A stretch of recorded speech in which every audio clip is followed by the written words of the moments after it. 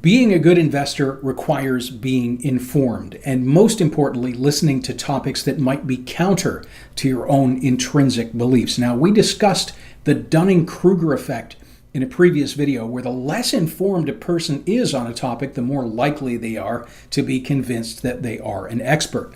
Now, another dangerous blind spot of the human mind is where we extrapolate future events based on recent experiences. And I'll give you an example. A turkey, based on its generally happy environment, might think, hey, for the past 364 days, every single day, humans come in, they feed me, they let me wander around, they give me water, I am completely safe. And the more days that go by with no danger, the more complacent and convinced that turkey becomes of its imminent survival. Now, on Thanksgiving, that turkey learns otherwise. Now, we do this as well with our own environment, in investing, in life decisions, in planning. There's multiple examples of entire civilizations that think because nothing bad happened yesterday, nothing bad is going to happen tomorrow. Now, we tend to think things are always going to continue the way they are today. Now, we're hardwired to think this way, and for an investor, this can be very dangerous. If we make a financial prognosis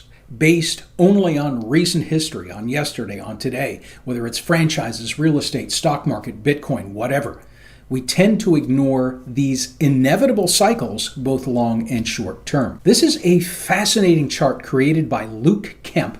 He studies civilizational collapses and existential risk. This chart tracked the lifespan of civilizations throughout history and found the average expiration date before complete collapse of entire civilizations is 336 years. The Mayans collapsed, the Romans collapsed, the Egyptians collapsed, all of them with cyclical and predictable regularity. The book Collapse by Jared Diamond, it's another great read that covers some of the reasons why we see this happen. And like the turkey example, if nothing happened yesterday, we expect nothing will happen tomorrow. And if you had asked a Roman citizen, with most of the world under Rome's command at the time, they had scientific innovations, high standards of living. If you asked them, would you ever fall as a civilization, they would have laughed at the suggestion that anything could happen. Yet the greatest economy in the world at the time completely collapsed, and it collapsed very quickly. Another timely example is pandemics.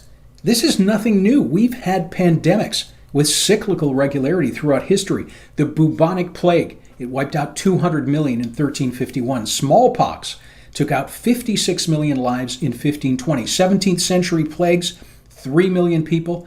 18th century plagues, 600,000. Cholera took out 1 million people in 1817, 12 million in 1855. We've had Russian flu, Spanish flu, Asian flu, Hong Kong flu. As recently as 1968, that took 1 million lives. And I can guarantee you, the day before COVID hit, if I asked you, do you think we'll ever see another global pandemic? You would have called me an idiot.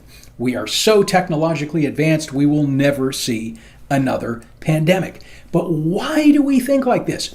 Just like the turkey, because we did not see a pandemic yesterday, our minds are hardwired to expect no pandemic tomorrow. Now today, due to our highly globalized economy, many people suggest we might see the first global economic collapse, but we've had multiple empire economic collapses going back to 1177 BC, over 3,000 years ago, where multiple empires crumbled, leading to an extended dark age for hundreds of years. And there have been many more collapses since then. And I'm going to post a link above to a great presentation by Eric Klein on that specific collapse. And I'll also post it at the end of this video. Here's the Dow Jones from day one. And any one-sided bullish investor will tell you, stock market always goes up, you're safe, just throw your money in there. But within these times of growth were corrections with cyclical regularity. You can see here some recoveries in recent history only took 6 years to recover, while others took 19 to 25 years to come back to baseline, like the Great Depression, for example. Investors need to be aware that these long periods of collapse and recovery have happened before and are very likely to happen again. Now, can we predict when these things might happen. Well, there's some theories like the Strauss-Howe generational theory, fascinating topic, social cycle theory, and we can explore what economic scenarios in the past led to collapse. And some of these things are wealth inequality, societal unrest, debt, but these things don't really tell us when a collapse might occur, but they give us some type of a barometer in terms of, hey, is this happening in our civilization today? One thing we do know, we've had wars, famines, droughts, corrections, recessions, depressions,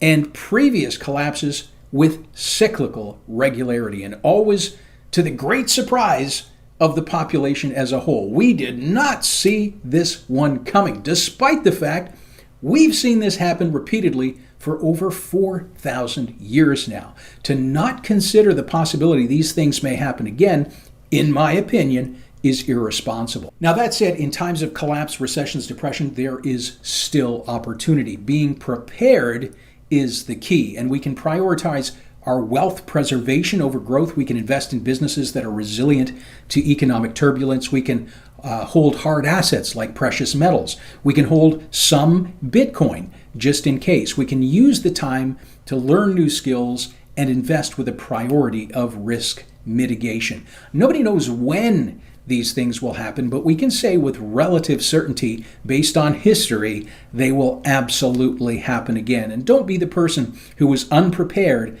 and in complete denial that this might happen again. Will the stock market collapse this year? I'll post that link above, why I left the city. I'll put that link below, the subscribe button. You know where that is. Thanks very much for watching.